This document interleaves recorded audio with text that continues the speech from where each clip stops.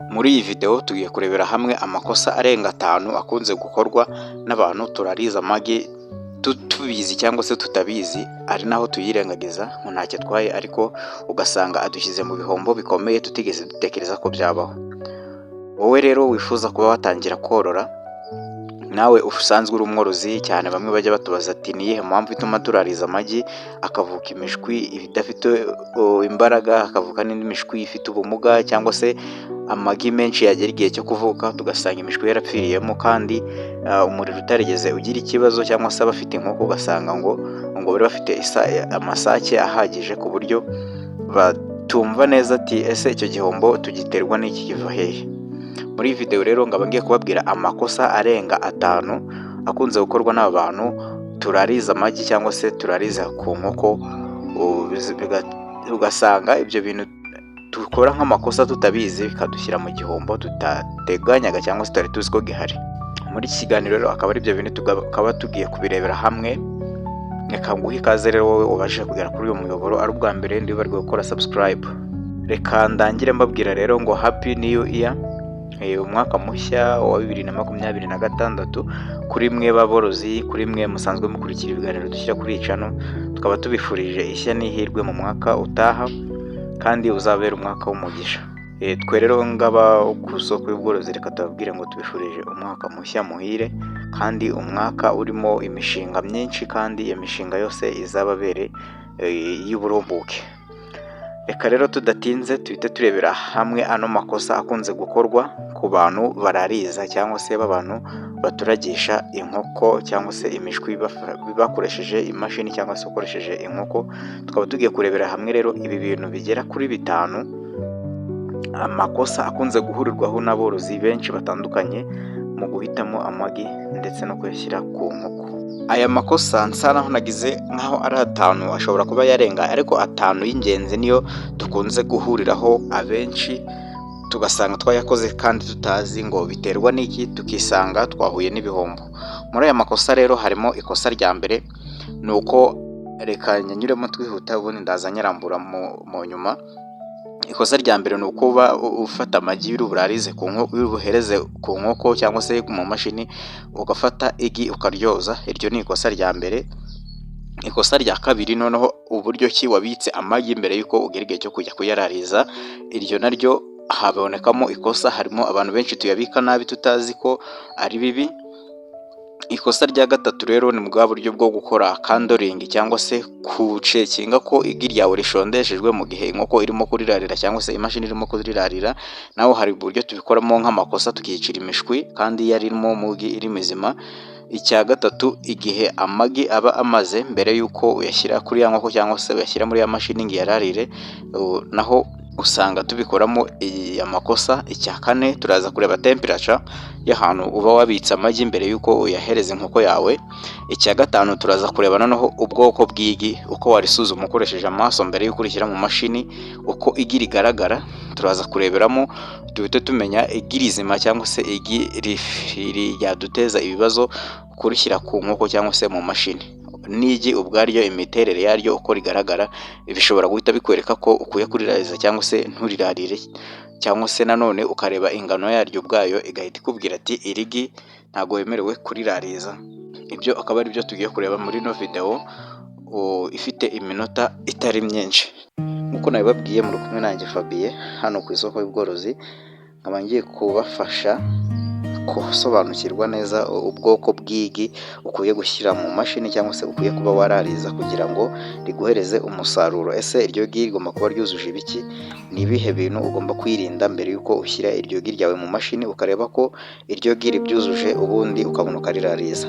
Tudatinze rero reka duhere kuri kino kintu cya mbere. Igi ry'inkoko rishondeshejwe cyangwa se rya rindi wizeye, ntago uba ugomba kuryoza n'amazi nkuko nabibabwiye. Iyo ufashe igi ukaryoza n'amazi, hari igice cy'inyuma kuri kino gishwa cy'igi, hari leya y'inyuma, agace k'inyuma kabanza karamukunze koza ngo igi ryagiyeho imyanda. Uyu uryogeje kwa kara gace haba harimo ubwirinzi burinda igi kuba ryakwinjirwamo na mikorobe cyangwa se n'izindi bagiteri. Noneho iyo uryogeje, icyo gihe uba wangije bwa bwirinzi bwa ryagi, ku buryo nyuma y'aho iyo urishyize ku nkoko rikamara iriya minsi 24, ryagi ribasha kuba ryakinjirwamo na mikorobe, bigatuma ryagi ritavuka, cyangwa se ryanavuka rikavuka wa mushwi warimo imbere, cyangwa se wa mureti wagomba kuvamo umushwi warangiritse. Iyo nayo ni impamvu ni rimwe mu makosa twajyaga dukora, ariko reka nkubwire ngo iri kosa uzaryirinde niba uri gutegura amagi yo kurariza. Ikosa rya kabiri nk'uko twabibonye ni uburyo ki ubika amagi. Uburyo bwo kubika igi nk'uko murimo kubibona kuri ano mashusho, igi uba ugomba gufata umutwe. Igi riba rifite imitwe ibiri, uno mutwe munini wo hejuru ndetse n'uyu mutwe muto usororotse wo hasi. Igi rero mu kuribika ufata uriya mutwe usororotse wo hasi, akaba ariwo ubanza muri tureyi cyangwa se ahantu urishyira, ukirinda kuritereka, uribika ricuritse, uriya mutwe mutoya ujya hasi, umunini ukajya hejuru. Impamvu ibi iyo utabikoze gutyo uba ukoze ikosa, ni uko iyo uriteretse kiriya gice kinini kikajya hasi, kiriya gice kinini nk'uko mubizi ni cya gice usanga kirimo ka kanya ko hejuru katarimo umureti, kariho ubusa. Ni ukuvuga ngo hano haba ari umwuka w'igi rihumeka, cyangwa se ubuhumekero bwa ryagi. Iyo uhafashe rero ukahatereka hasi, wa mureti uraza ukaryamira ka gace kaba arimo umwuka, noneho wa mureti ukahangiza cyangwa se ukahafunga, ryagi ndiribone uko ritura umwuka, bigatuma ryagi wa mushwi warimo imbere uhita upfiramo na mbere yuko utangira kuba warishyira ku mashini nk'irirarire. Iryo rero rikaba ryari ikosa rya kabiri utazongera gukora. Ntuzongere kubika haba n'igi ryo kurya, buriya n'amagi yose akwiye kubikwa muri buno buryo. Ugafata igice gisororotse akaba aricyo ubanza hasi, noneho iki gice kibyibushye kikajya hejuru, cyane ko tubonye ko aricyo igi rihumekeramo cyangwa se rituriramo umwuka.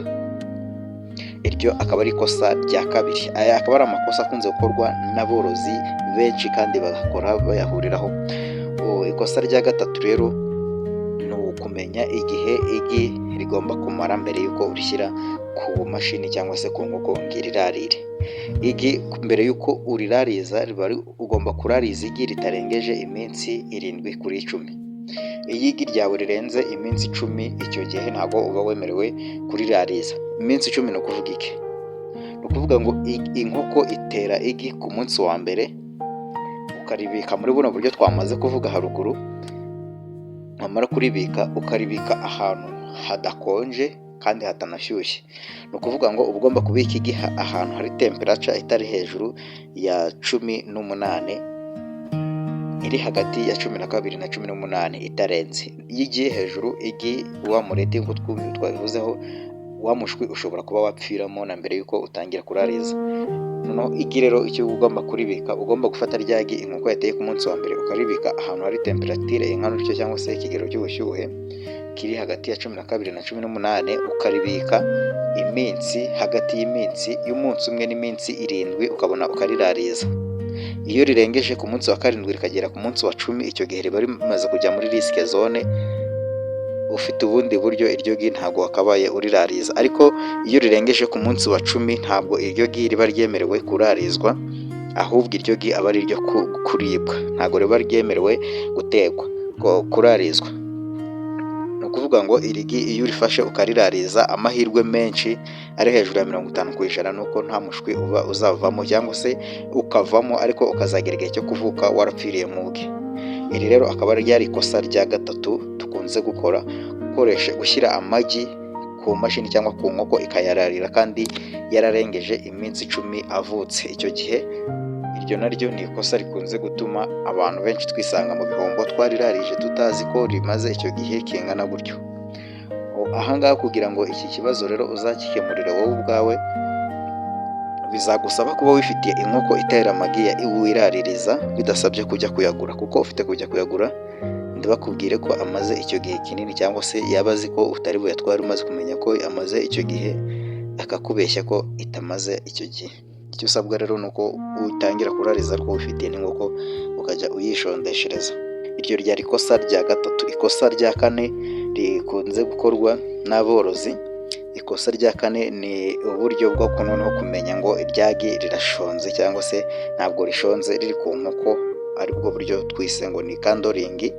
Kandoringi ni uburyo bwo gutorosha igi ukareba ko harimo umushwi, nguko murimo murabibona hano ku mashusho. Iyi niyo bita kandoringi, ni hahandi ucishamo urumuri cyangwa se itoroshi ukareba ko igi rishondesheje. Igi rishondeshejwe nk'uko murimo murabibona hano kuri iri ya mbere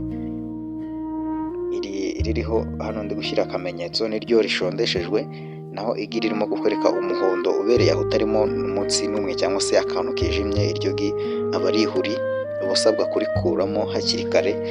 Ubu buryo rero bwo gukoresha itoroshi nibwo buryo bwizewe kandi bugezweho ukwiye kuba wakoresha. Naho hari abandi bantu bakunze gukora rya kosa navugaga ryo gufata igi, aho kugira ngo akoreshe uno buryo bwo gutorosha, ahubwo we akarifata akarishyira ku gutwi akazunguza. Nabwo bwakubwira ko igi ari rizima cyangwa se ko ririmo umushwi, ariko ukunze gusanga umushwi niyo urimo ujegeje uba uri kuwangiza ugasanga wanapfiramo. Ababikora gutya bibeshya ko n'ubundi iyo uri kuzunguza igi ritarimo umushwi ry'ihuri rijegeramo amazi, naho iririmo umushwi uba wumva hajegeramo akantu kari solide. Ibyo nibyo, ariko naryo rikaba mu makosa akunze guhita uyakora urimo kwica uwo mushwi utabizi. Iryo rikaba ryari ikosa rya kane rikunze gukorwa n'aborozi, ariko bakarikora bari batazi ko barimo kuyangiririza cyangwa se barimo kwicira amafaranga yabo bashoye. Reka turebe rero ikosa rya gatanu. Ikosa rya gatanu ni uguhitamo amagi igi ryamenetse ariko utabizi. Mbere y'uko ushyira igi mu mashini uba ugomba kubanza naho ukaritorosha.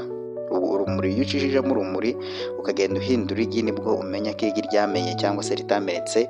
Hari ukuntu igi rikomana n'irindi rikazamo umuranga ariko ndirihwane, rikaguma rigaragara ko ari rizima ariko ririmo umuranga.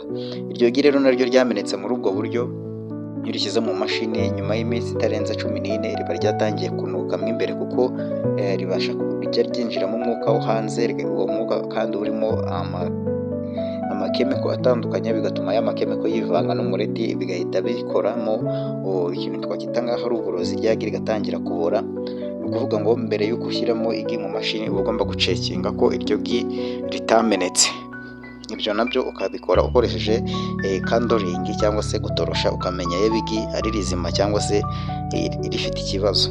Ubwo naho iyo dukoze ikosa ryo gushyiramo igi ryamenetseho, naryo bikunze guhita byangiza wa mushwi warimo imbere, ugapfa utari wagira igihe cyo kuruhuka.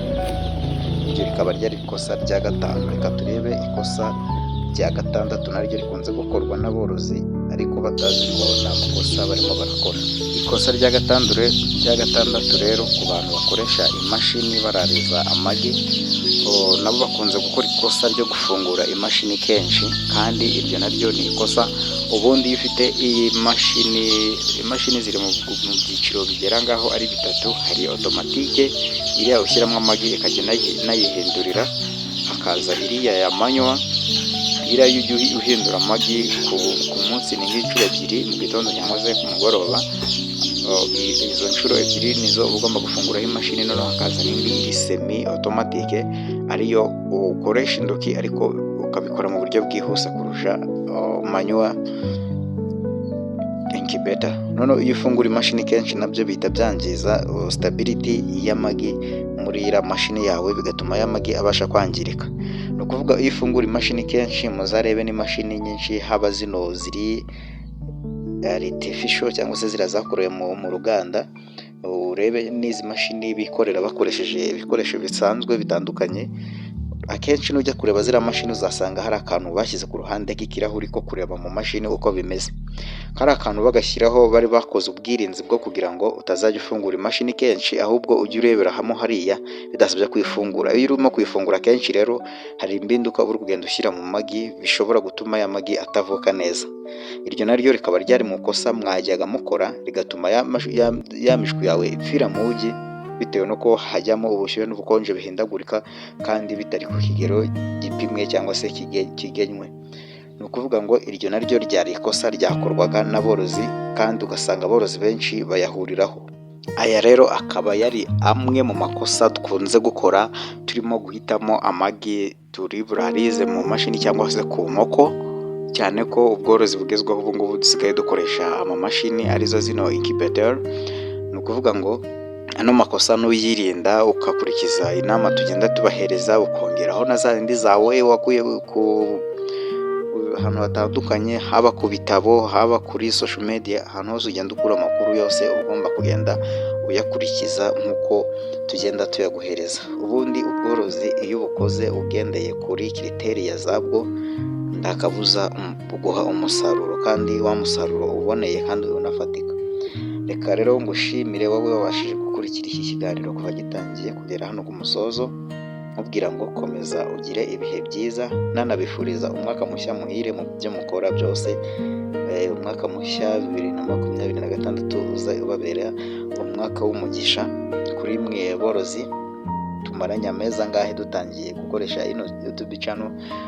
Ngwibutsa wowe wari mushyashya hano bari gukora subscribe, wakunze ino video hari icyo yagufashije ntibibagirwe kwisharinga ku nshuti zawe, nazo zikagenda zimenya no makuru kugira ngo nazo zirusheho kubaka iterambere zabo babikesheje wowe ku makuru ubahaye video ngiyi.